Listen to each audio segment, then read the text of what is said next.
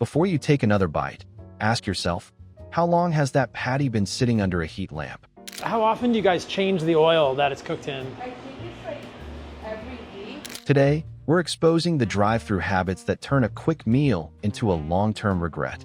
We'll show you the 3 non-negotiable red flags. No, what kind of oil is it cooked in? I have no idea, sir. No? No. Okay, so you're using the same oil for a week, heating, reheating, cooling, and then reheating. Unsafe holding temps, repeat freeze, thaw cycles, and limp, heat lamp burgers, and why certain chains keep tripping over them.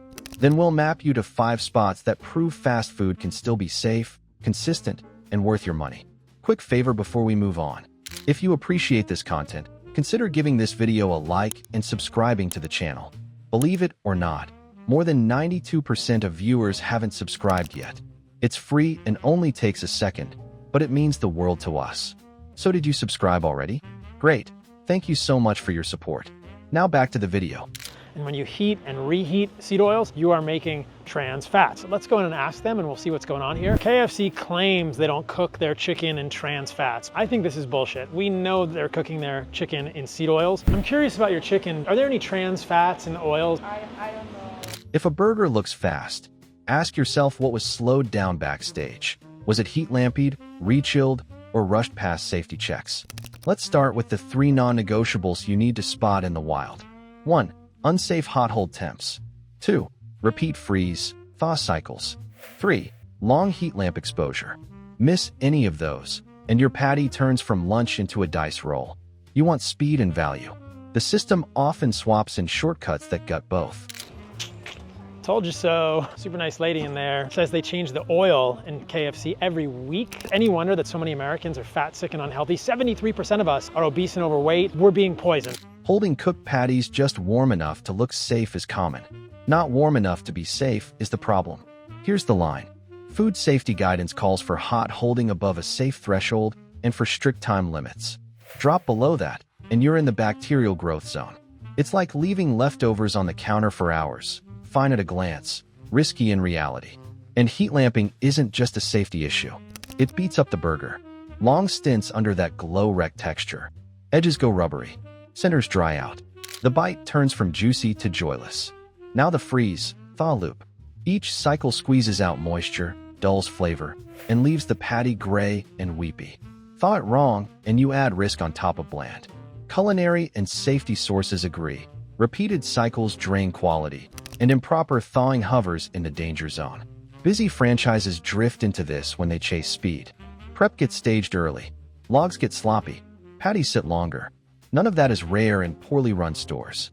And we reached out to McDonald's about this, and they said they had no further comment. This is quite a spread of diabetes, obesity, chronic disease, and unhappiness. Some familiar names have been called out for patties languishing under lamps and messy temperature records. That's a pattern, not a blip. So here's your field guide. Red flag 1. Steam table patties with shriveled edges. 2. Staff who can't tell you holding times or temps. 3. Any hint of thawry freeze. Ice crystals on fresh boxes, patties stuck together. Learn those tells, and you sidestep the time bomb. Now let us map 5 chains that prove you do not need gimmicks or corners cut to get a hot, safe burger worth your money.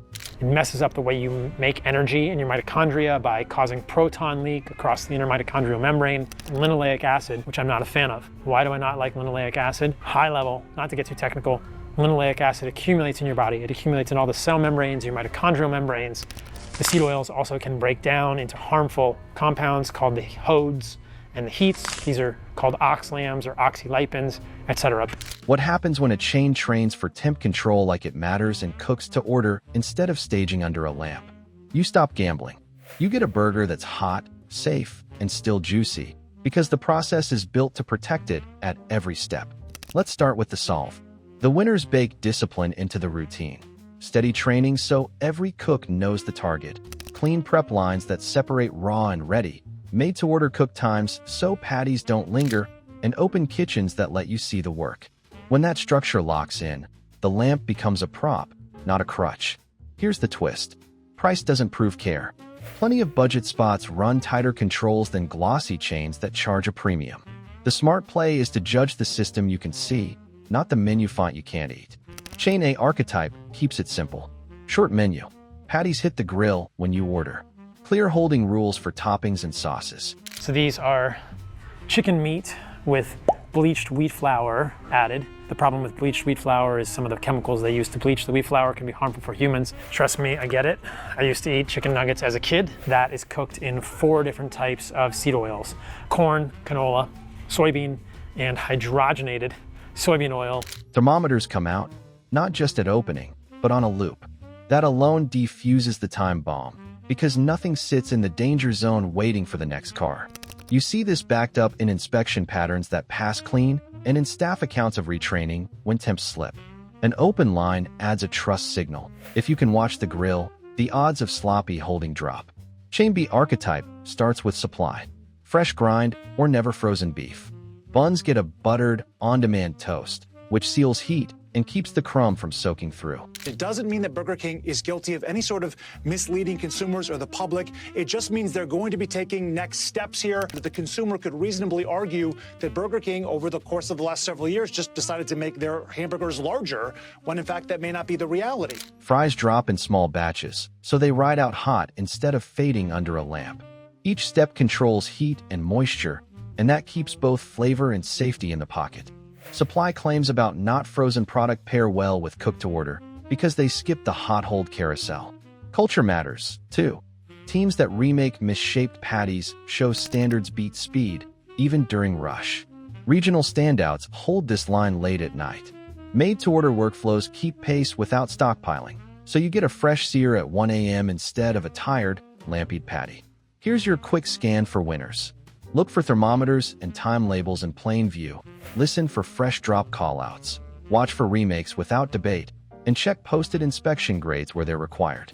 So what is the takeaway when you roll up hungry and short on time? Seed oils are something that humans never would have been exposed to. Before 100 years ago, they were used as machine lubricants, and now they're a huge part of our food supply. But the fact that there are 4 seed oils in chicken nuggets means that you're going to be getting tons of this fat. Hydrogenated soybean oil, that's like a trans fat. You know that's going to be a problematic thing because of how it's processed, extra heated. A 2-second scan can save you from the lampied letdown. The truth is, a safe, good burger is not luck, it is a system. If you cannot see time, temp, and fresh prep, you are buying a gamble. You might want to ask one quick question. Can you tell me how long this has been held? If the answer is vague, that tells you enough. If this gave you something to chew on, hit like and subscribe, and drop the last chain you trust or avoid in the comments. Your wallet votes every meal.